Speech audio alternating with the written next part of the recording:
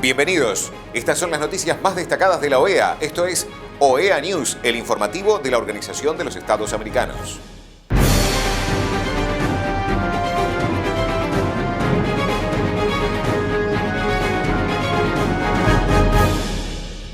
Es momento de compartir los títulos de las noticias más importantes que vamos a estar brindando a ustedes.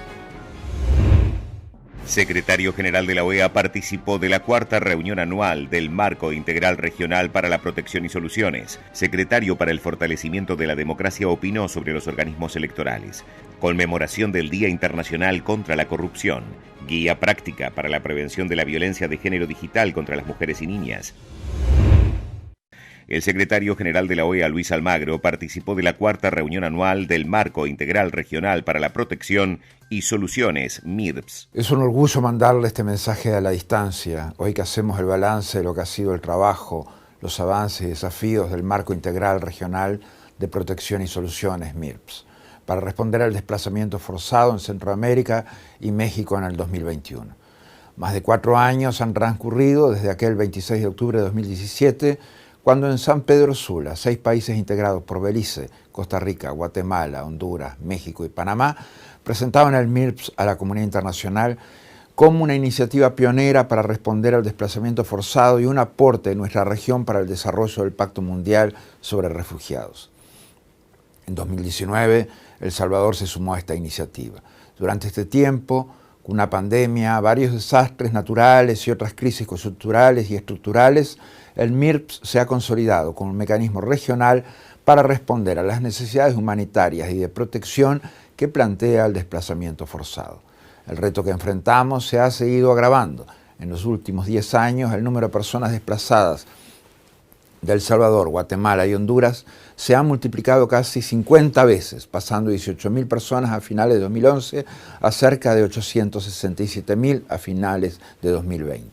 Actualmente se registran más de 1 millón de personas desplazadas internas, solicitantes de asilo y refugiadas de países de Centroamérica y México. Más de 1 millón de personas que no tuvieron otra opción más que dejar sus hogares por falta de empleo, oportunidades, la inseguridad alimentaria, la violencia de las pandillas, el crimen organizado o los impactos del cambio climático, desastres naturales y de la pandemia.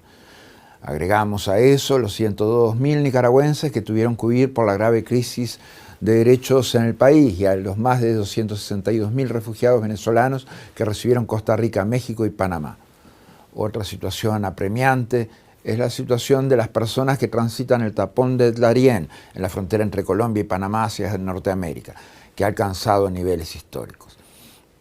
Para responder a esta situación se requiere una respuesta coordinada e integral entre los diferentes actores involucrados, gobiernos, actores de desarrollo, instituciones financieras, el sector privado, la cooperación internacional y las organizaciones de la sociedad civil.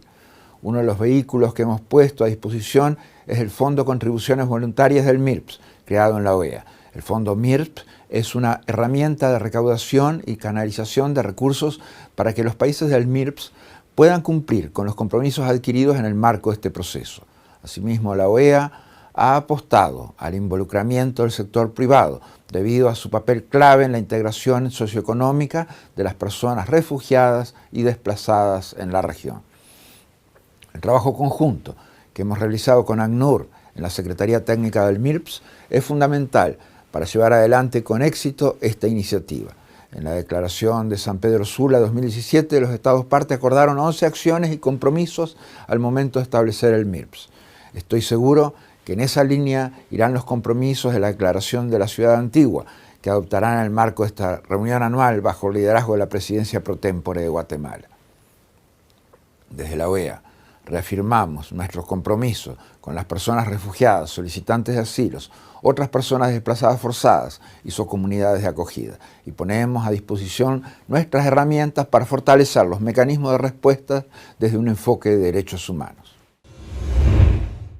El secretario para el Fortalecimiento de la Democracia de la OEA, Francisco Guerrero, opinó en el periódico mexicano Excelsior sobre los organismos electorales. Nos referimos de manera específica a los llamados que se han hecho desde varios espacios a efecto de proteger al árbitro, de proteger a las instituciones electorales. Hace algún tiempo, hace menos de un mes, la UNIORE, que es la Unión Interamericana de Organismos Electorales del continente, hizo un llamado que me parece que es importante retomar. El llamado que hace es a proteger el funcionamiento de los órganos electorales, tanto de los tribunales como de los órganos administrativos, sabedores de que del buen manejo, de la buena conducción de los órganos electorales depende en gran medida la integralidad del proceso electoral.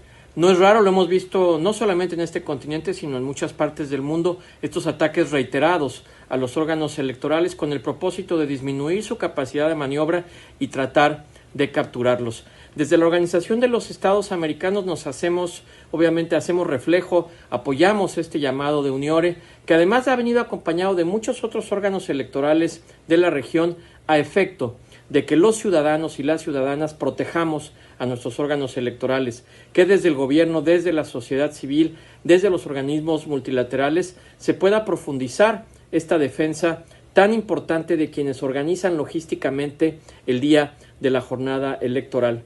De la salud, del buen estado de los órganos electorales depende en muchos sentidos el futuro de nuestra democracia. Nos ha tomado muchos años, décadas, consolidar la confianza en los órganos electorales y es importante que sigamos trabajando en ellos. Si bien en ocasiones se cometen errores, eso no es excusa para golpearlos de manera indiscriminada. Al contrario, debemos cuidarlos, debemos fortalecerlos porque de ellos depende en gran medida la salud de la democracia. Intervención de la Fiscal General de Ecuador, Diana Salazar Méndez, durante la conmemoración del Día Internacional contra la Corrupción del Consejo Permanente de la OEA. A fin de combatir la delincuencia de cuello blanco, reducir la corrupción y mejorar sus niveles de transparencia, la Fiscalía General del Estado viene desarrollando diversas acciones estratégicas que han generado resultados positivos en la desarticulación de estas organizaciones, que con sus prácticas corruptas ocasionan perjuicios millonarios al Estado. Entre esas acciones, vale mencionar a la Unidad Nacional de Transparencia y Lucha contra la Corrupción, que cuenta con el apoyo de analistas financieros para evaluar eventuales inconsistencias en las operaciones de los grupos delictivos de cuello blanco. Ha sido dotada con los insumos tecnológicos necesarios y se le han asignado agentes policiales con perfiles profesionales para que esté en capacidad de trabajar con eficacia y actuar con celeridad en cada una de sus investigaciones. Asimismo, orientados al fortalecimiento de esta unidad y en respuesta a los altos índices de corrupción evidenciados durante la pandemia, se creó la Fuerza de Tarea Multidisciplinaria, enfocada en investigar los actos de corrupción producidos durante el estado de emergencia sanitaria a consecuencia de la pandemia por COVID-19 y reforzada, además, con personal de la Unidad de Antilavado de Activos. A través de esta fuerza de tarea se han logrado descubrir y procesar a verdaderas estructuras de corrupción dentro de entidades gubernamentales como el Ministerio de Salud Pública o el Instituto Ecuatoriano de Seguridad Social. Estructuras que incluían entre sus elementos a los principales personeros de casas de salud, políticos en ejercicio y personas jurídicas que, por medio de este andamiaje criminal, gestionaron y ejecutaron contratos inconsistentes de medicinas, pruebas PCR e insumos médicos, obteniendo así beneficios millonarios a costa de la salud y el dinero de la sociedad ecuatoriana. Por otra parte, una de las estrategias implementadas para agilizar la actuación de Fiscalía está asociada a la profundización de la cooperación interinstitucional.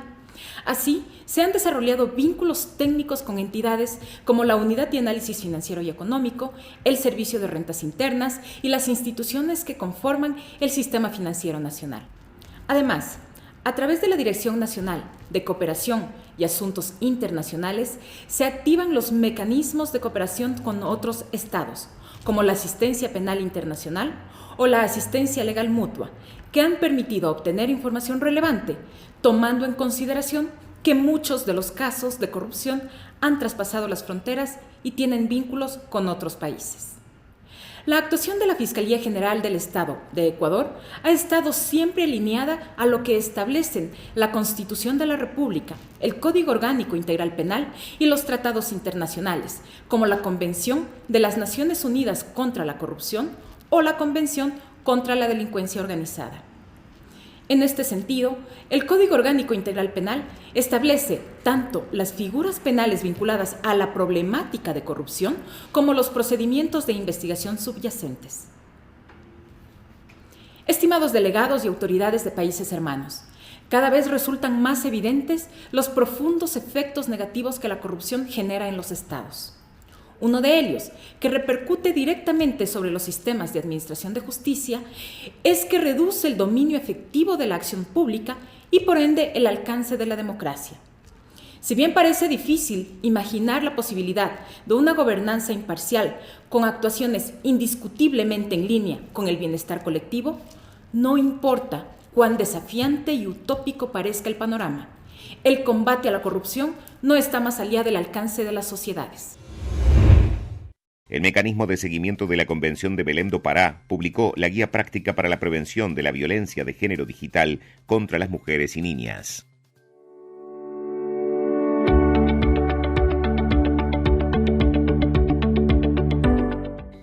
Soy Tatiana Rein, presidenta del Comité de Expertas del MESECDI, y quiero hablarles un poquito sobre la violencia contra las mujeres digital o en línea, que es una de las formas múltiples, interrelacionadas y recurrentes de violencia que sufren las mujeres, tanto en línea como fuera de ella. Pero en este caso, la característica principal es que se comete a través de las tecnologías de la información. Y hay diferentes expresiones de violencia digital, como por ejemplo, la explotación de niñas, la utilización de fotografías o videos íntimos sin el consentimiento, el ciberacoso, las ciberamenazas, etcétera, etcétera.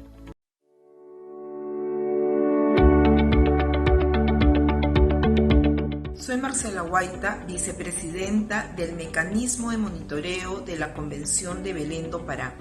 En los últimos años, en América Latina y el Caribe, los estados están desarrollando legislación contra el ciberacoso, contra el ciberbullying y contra la distribución no consentida de imágenes íntimas o con contenido sexualmente explícito.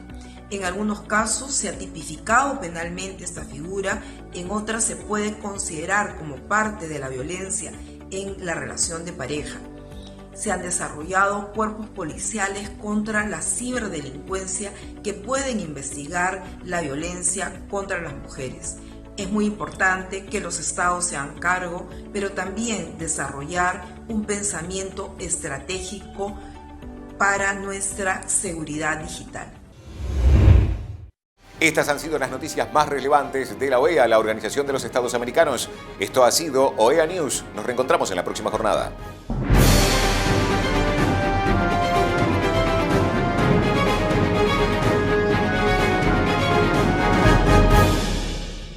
Son un desafío permanente para la regulación, legislación y el entendimiento. Las máximas autoridades, junto a los principales actores del sector, debatirán sobre el futuro y los nuevos escenarios. 6 y 7 de diciembre, Cumbre Digital de las Américas. CERTAL, generando puentes y caminos para un mejor entendimiento y acción.